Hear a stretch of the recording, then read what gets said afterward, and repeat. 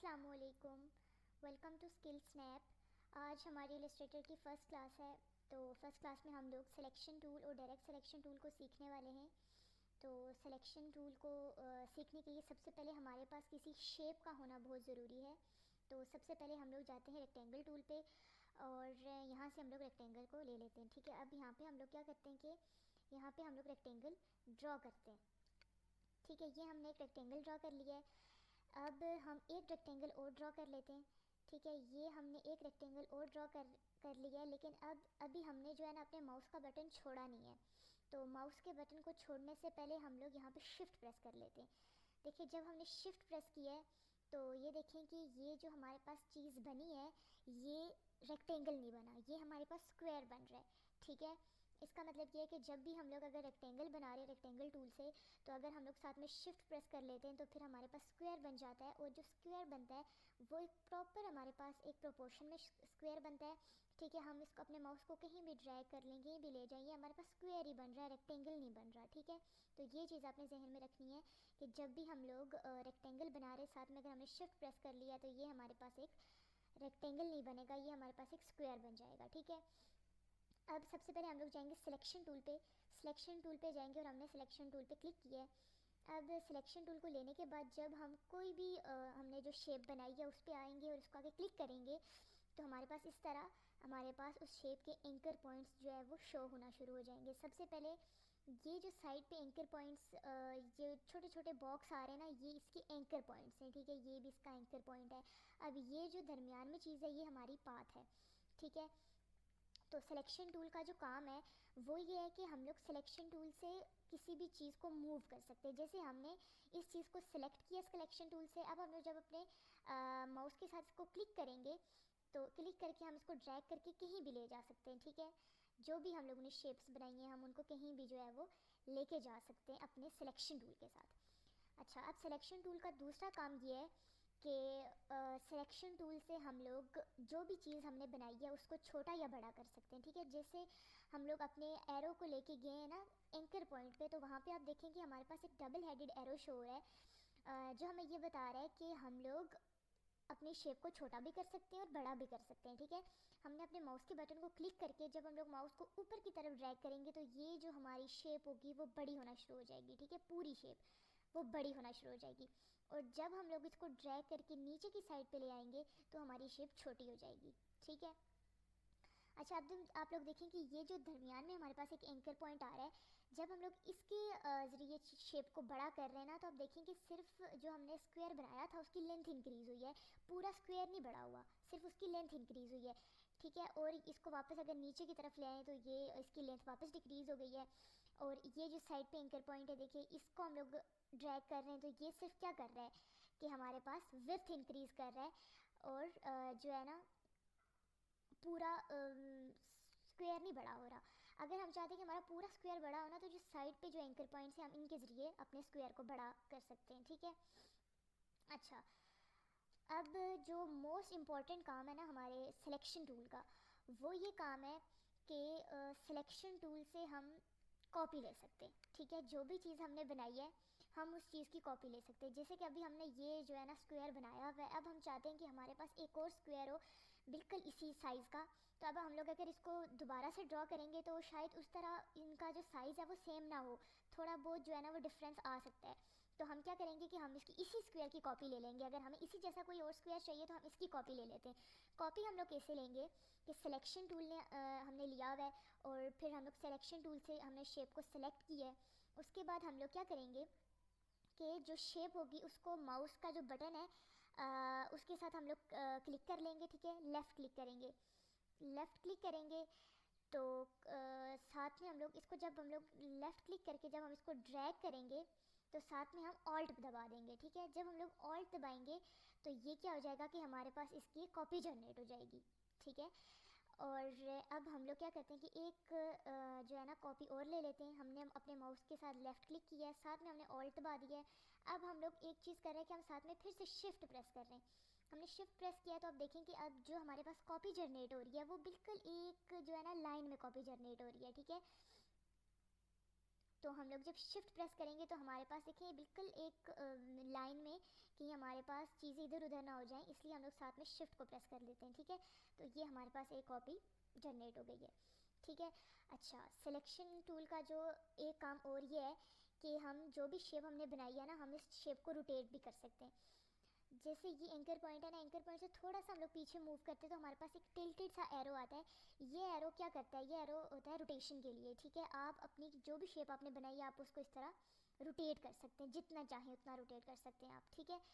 तो अगर हम लोग चीज़ को जो भी शेप हम उसको रोटेट कर रहे हैं और रोटेट करते वक्त साथ में हम लोग क्या दबा देते हैं, शिफ्ट दबा देते हैं, तो आप देखें कि हमारा जो ये स्क्वायर है ना वो डायरेक्ट 45 डिग्री पे रोटेट हुआ है, ठीक है। तो इस तरह जो है ना ये रोटेशन भी हमें देता है। अच्छा, उसके बाद जो सिलेक्शन टूल का हम लोग एक सिलेक्शन टूल को यूज़ करते हुए हम लोग एक चीज़ और बनाने वाले हैं। अब तो सबसे पहले हम लोग क्या करते हैं कि ये जो चीज़ें हमने बनाई हैं हम इनको डिलीट कर देते हैं, ठीक है। सिलेक्शन टूल से हम लोगों ने लिया और पूरे आउटपुट पे हमने इसको ड्रैग किया माउस के साथ और हम लोगों ने डिलीट या बैक स्पेस कोई भी आप लोग की यूज़ कर सकते हैं। तो सबसे पहले हम लोग क्या कर लेते हैं कि हम लोग यहाँ से रेक्टेंगल टूल लेते हैं और यहाँ पे हम लोग एक बनाते हैं स्क्वायर। स्क्वायर हम लोग बनाएंगे शिफ्ट के साथ, तो एक हमारे पास बहुत अच्छा स्क्वायर बन जाएगा, ठीक है। अब हमने इसकी क्या लिया, सिलेक्शन टूल के साथ हमने इसकी कॉपी ले लिया, जो हम लोगों ने पहले सीखा है कि ऑल्ट के साथ लेंगे कॉपी और साथ में हम लोग शिफ्ट दबा देते ताकि हमारे पास जो कॉपी है वो बिल्कुल स्ट्रेट लाइन में आए, ठीक है। ये हमने स्क्वायर की कॉपी ले ली है। अब हम लोग क्या करेंगे कि हमारे पास एक की होती है कंट्रोल डी, ठीक है। कंट्रोल डी एक ऐसी की है जो ये काम करती है कि हमने जो काम किया है, ठीक है, वो उस काम को रिपीट करती है। जैसे अभी हमने स्क्वायर की कॉपी ली है, अब अगर हम लोग कंट्रोल डी प्रेस करेंगे तो ये खुद ब खुद हमारे पास मज़ीद कॉपीज़ जो है वो खुद जनरेट होती जाएंगी। हमें ऑल्ट के साथ क्लिक करके कॉपी लेने की ज़रूरत नहीं पड़ेगी। जो काम हम कर रहे हैं हमने किया है, हमने उसके बाद जब कंट्रोल डी करेंगे तो हमारा कंट्रोल डी उसी पहले वाले काम को रिपीट करता जाता है, ठीक है। अब हम लोग सिलेक्शन टूल से ये जितने भी हमारे पास स्क्वायर्स बने इन सबको सिलेक्ट कर लेते हैं और इन सब की एक कॉपी ले लेते हैं, ठीक है। ऑल्ट के साथ हमने इन सब की एक और कॉपी लिया, साथ में हमने शिफ्ट प्रेस किया है और इसको हम लोगों ने यहाँ पे छोड़ दिया है, ठीक है। ये हमने एक कॉपी नीचे वाली साइड पे ले ली है। अब हम लोग कंट्रोल डी करते हैं तो ये देखें हमारे पास एक बहुत अच्छा सा पैटर्न जो है ना यहाँ पे बन गया है। अब हम लोग इसको क्या करते हैं कि छोटा या बड़ा कर सकते हैं। हम लोग इस सारे को हम लोगों ने सिलेक्ट किया है और जो हम लोगों ने मैंने आपको पहले बताया था कि साइड वाले एंकर पॉइंट्स हम पकड़ के इसको छोटा भी कर सकते हैं और फिर दोबारा से बड़ा भी कर सकते हैं, ठीक है। अच्छा, अब हम लोग क्या करते हैं कि अब थोड़ा सा कलर्स के बारे में भी देख लेते हैं, क्योंकि ये हमारा जो एक पैटर्न बना है ये बहुत सिंपल सा हमारे पास एक पैटर्न है। तो हम लोग थोड़ा सा कलर्स को भी देख लेते हैं। अब जो कलर्स के लिए हमारे पास यहाँ पे देखिए ये हमारे पास फिल है और जो हमारे पास पीछे चीज़ गई हुई है वो स्ट्रोक है। जब हम लोग स्ट्रोक पे एक दफ़ा क्लिक करेंगे तो स्ट्रोक सामने आ जाएगी और फिल पीछे चला जाएगा, और अगर फिल पे करेंगे तो फिल सामने आ जाएगा और स्ट्रोक जो आप देखें वो पीछे चला गया। तो फिल क्या चीज़ होती है, फिल ये चीज़ होती है कि आपने अगर कोई भी शेप बनाई है तो शेप के अंदर जो चीज़ है वो फिल है। और स्ट्रोक क्या है, स्ट्रोक जो शेप आपने बनाई है उसकी जो आउटलाइन है वो हमारे पास स्ट्रोक है, ठीक है। जैसे ये बॉक्स है, बॉक्स के अंदर ये जो जगह है ये फिल होगी, ठीक है, और ये जो लाइन है आउटलाइन ये हमारे पास स्ट्रोक होगी। अब अगर आप किसी चीज़ में कलर करना चाह रहे हैं तो कलर करने के लिए सबसे पहले आपने उस चीज़ को सिलेक्ट कर देना है, ठीक है। जैसे अभी मैं स्क्वायर में कलर करना चाह रही हूँ तो मैंने इसको सिलेक्ट कर लिया है। अब सिलेक्ट करने के बाद मैं सबसे पहले जाऊँगी फिल पे, ठीक है। जैसे मैं फिल पे मैं जाके डबल क्लिक करूँगी तो मेरे पास कलर्स का एक पैनल खुल जाएगा, ठीक है। जहाँ पे देखिए ये साइड में बहुत सारे कलर्स, डिफरेंट कलर्स हमारे पास आ रहे हैं। अपनी मर्ज़ी का कोई भी कलर जो है ना मैं इसमें कर सकती हूँ। तो मैं यहाँ से चली जाती हूँ पर्पल कलर, ठीक है। मैंने ये पर्पल कलर लिया है और मैं इसको ओके कर देती हूँ। तो ये देखें कि मेरा जो सर्कल है इस सॉरी स्क्वायर है इसके अंदर जो पर्पल कलर फिल हो गया है। अब देखें ये यहाँ से हम लोग जूम टूल ले लेते हैं, ठीक है। ये साइड पे हमारे पास जूम टूल है, जूम टूल लिया है। अब देखिए जूम टूल के अंदर देखें प्लस का साइन है, इसका मतलब है कि ये हमारे पास जूम इन कर रहा है, ठीक है। ये हम लोग जब अपने माउस के साथ क्लिक करेंगे तो ये जूम इन करता जाएगा, देखें। अब जूम इन करने के बाद जब हम लोगों ने अपने स्क्वायर को देखा है तो जो इसका अंदर वाली चीज़ है जो फिल है वो पर्पल है और जो इसकी आउटलाइन है वो ब्लैक है। आउटलाइन क्यों ब्लैक है, क्योंकि स्ट्रोक का कलर ब्लैक है, ठीक है। अगर हम चाहते हैं कि इसकी जो आउटलाइन है वो कुछ किसी और कलर की हो, तो हम जैसे कि हम चाहते हैं कि ब्लू कलर की हो, तो हम लोग स्ट्रोक पे हम लोगों ने डबल क्लिक किया है, ठीक है। हमने कोई भी अपनी मर्ज़ी का कलर लिया है और यहाँ पे कर दिया। अच्छा, सबसे पहले हमने करना क्या है कि जो भी चीज़, जिस भी चीज़ में हम लोग कलर कर रहे हैं ना, उसको सेलेक्ट कर लेना है, ठीक है। मैं अक्सर भूल जाती हूँ। किसी भी चीज़ में जिसमें भी आप कलर कर रहे हैं उसको सेलेक्ट करें पहले, ठीक है। सेलेक्टेड करें, सेलेक्टेड रखें, और फिर जो है ना वो स्ट्रोक के कलर पे जाएं और इसको ओके कर दें, ठीक है। ये हम लोग गए स्ट्रोक पे, ये हमने ये कलर लिया है और इसको ओके कर लिया है। तो ये देखें, ये हमारे पास अब जो आउटलाइन हो गई है वो हमारे पास ब्लू हो गई है, क्योंकि हमने स्ट्रोक का कलर ब्लू कर लिया है, ठीक है।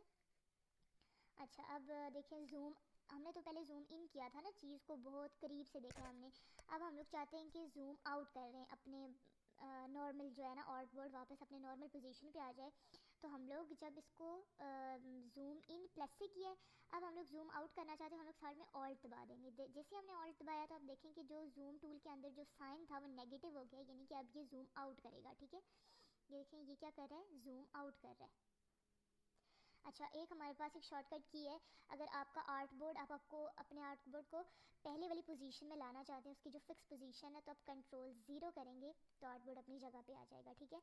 अच्छा, अब हम लोग ये चाहते हैं कि ये तो हमने एक बॉक्स में कलर कर लिया है, ठीक है। अब हम लोग ये चाहते हैं कि पूरे पैटर्न में नहीं, लेकिन चंद कुछ बॉक्सेस होने चाहिए, कुछ स्पेसिफिक जगह होनी चाहिए जहाँ पे हम लोग अपना कलर करें।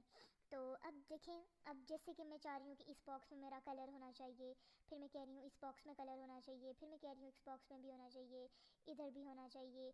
लेकिन अब कलर जब मैं एक साथ इन सब में मैं कलर करना चाह रही हूँ, तो जैसे अभी मैं इस बॉक्स में कर रही हूँ और मैं चाह रही हूँ कि इसमें भी कलर हो, तो इन दोनों को जब मैं सिलेक्ट कर रही हूँ, तो जब मैं आगे वाला सिलेक्ट कर रही हूँ तो पीछे वाला डी सेलेक्ट हो जाता है।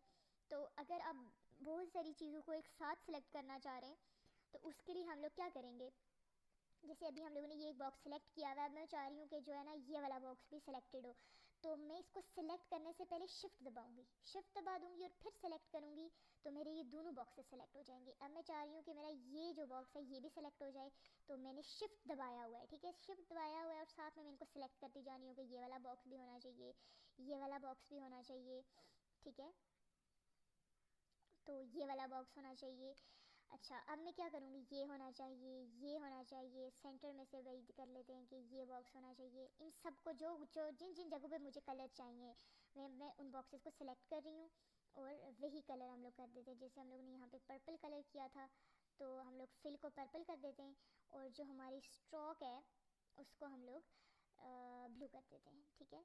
ये हमने स्ट्रोक ब्लू कर ली है, और ये देखें, ये हमारे पास एक कलर, एक हमारे पास जो है ना बहुत कलरफुल सा प्यारा सा पैटर्न बन चुका है। तो सिलेक्शन टूल को यूज़ करते हुए हम ये सब चीज़ें बना सकते हैं, ठीक है। अच्छा, अब ये जो हमारा पैटर्न है, इस सब को उठाते हैं और इसको बाहर रख देते हैं,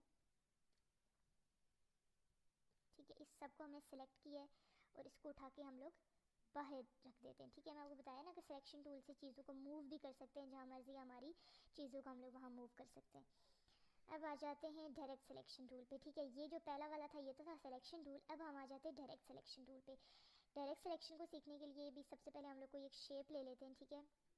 यहाँ पे हमने क्या कर लिया, हम लोगों ने एक रेक्टेंगल बना लिया और इसको डिफ़ॉल्ट कलर्स पे रख देते हैं, ठीक है। डिफ़ॉल्ट के नीचे आप जाएंगे तो हमारे पास आते हैं डिफ़ॉल्ट फिल एंड स्ट्रोक, यानी हमारे सॉफ्टवेयर में पहले से उन लोगों ने कुछ कलर सेलेक्ट किए हैं और डिफ़ॉल्ट फिल, उनको डिफ़ॉल्ट फिल एंड स्ट्रोक कहते हैं। डिफ़ॉल्ट फिल एंड स्ट्रोक में ये है कि जो हमारा फिल है वो वाइट है और जो हमारा स्ट्रोक है वो ब्लैक है, ठीक है।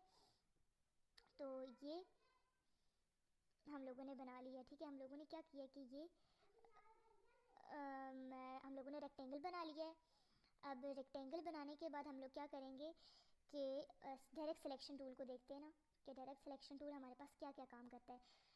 ये सबसे पहले तो सिलेक्शन टूल की तरह हमारे लिए चीज़ों को मूव कर सकता है, ठीक है। वही काम जो सिलेक्शन टूल भी कर रहा था, साथ में चीज़ों को छोटा बड़ा भी कर रहा है, ठीक है। अगर हम लोग चाहते हैं कि कोई चीज़ छोटी या बड़ी हो जाए, तो ये वो भी करके देता है हमें। जैसे अभी हम लोग चाहते हैं कि ये जो इस, ठीक है, ये हम लोगों ने सिलेक्ट किया है और अब मैं चाहती हूँ कि ये जो है ना छोटा या बड़ा हो, तो इसमें ये है कि अगर हम लोग अगर इसको छोटा बड़ा करना चाह रहे हैं, देखिए ये हो नहीं रहा।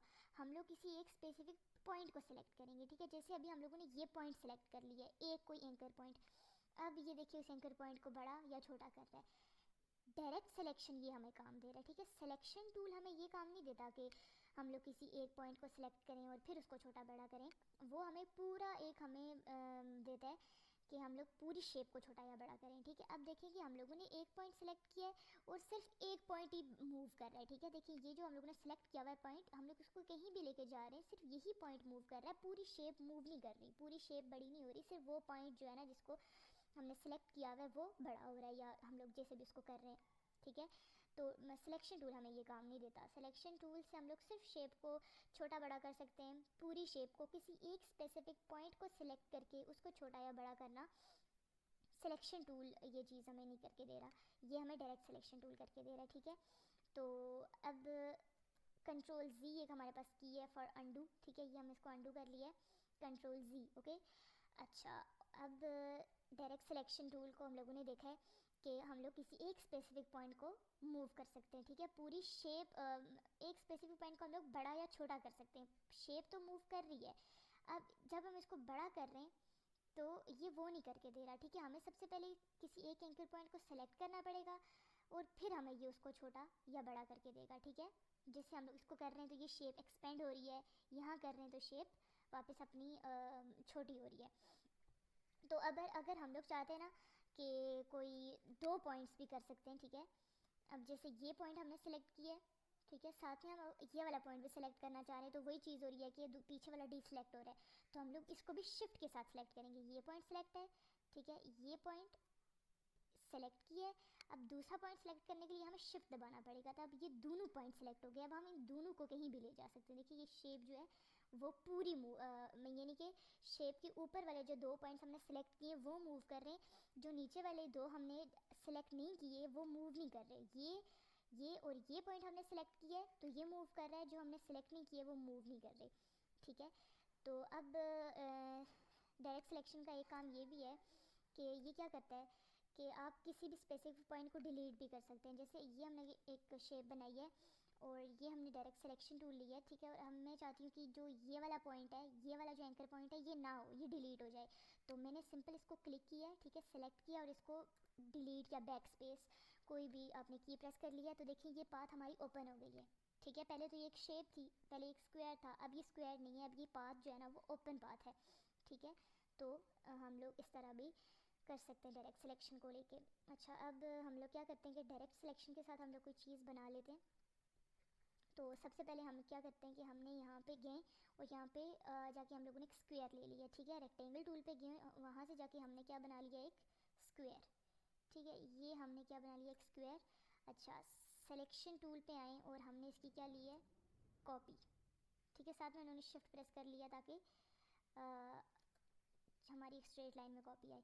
अच्छा, अब 3 कॉपी लेंगे, एक कॉपी हम लोग ऊपर वाली साइड पे ले लेते हैं, ठीक है, साथ में शिफ्ट दबा देते हैं और ये कॉपी हमने ऊपर वाली साइड पे ले ली है, ठीक है। अच्छा, इस सब को सिलेक्ट करके थोड़ा सा नीचे लेके आते हैं अपने आर्ट बोर्ड पे, ठीक है। अच्छा, अब हमने डायरेक्ट सिलेक्शन लिया है। डायरेक्ट सिलेक्शन से हम लोग सबसे पहले क्या करेंगे कि ये जो ऊपर वाला सर्कल है इसके दोनों पॉइंट्स सेलेक्ट करेंगे, ठीक है, दोनों पॉइंट्स, और इनको नीचे की तरफ ड्रैग कर लेंगे, ठीक है। अब जो साइड वाला स्क्वायर है इसके भी दोनों पॉइंट सेलेक्ट किए और इनको भी सिलेक्ट करके हम लोग पीछे की तरफ लेके गए, ठीक है। अच्छा, अब जो ये 2 पॉइंट्स हैं हमारे, इनको जो हमारे ये वाले पॉइंट्स हैं इनको भी हमने सेलेक्ट किया है, और एक मिनट, इनको ये वाले पॉइंट्स हमने सेलेक्ट किए हैं और इसको यहाँ से पकड़ के हम लोग पीछे की तरफ लेकर गए, ठीक है। तो ये देखिए कि ये हमारे पास एक 3D बॉक्स बन गया है, ठीक है। ये हमारे पास एक 3D बॉक्स बन गया है। अब हम लोग इसकी कॉपी भी ले सकते हैं। डायरेक्ट सिलेक्शन भी हमें ये काम देता है कि हम लोग कॉपी ले लें। जैसे इस पूरे को हमने ये सिलेक्ट किया है और ऑल्ट के साथ वैसे ही सेम हमने कॉपी ले लिया जैसे हम लोग पहले करते आए हैं, ठीक है। ये कॉपी भी ले सकते हैं हम लोग डायरेक्ट सिलेक्शन से। और जो है ना, एक डायरेक्ट सिलेक्शन का स्पेसिफिक काम यही है कि हम लोग किसी स्पेसिफिक पॉइंट्स को सेलेक्ट करके उनको मूव कर सकते हैं, ठीक है। सिलेक्शन टूल के साथ हम कोई स्पेसिफिक पॉइंट्स सेलेक्ट नहीं कर सकते और डायरेक्ट सिलेक्शन से हम लोग ये काम कर सकते हैं, ठीक है। तो इन शेप्स को उठा के थोड़ा सा साइड पे रख देते हैं। अच्छा ये देखिए ना, ये वैसी हैं अभी तक शेप्स, अलग अलग शेप्स हैं, तो हम लोगों ने इसको पूरे को सिलेक्ट करके उठा के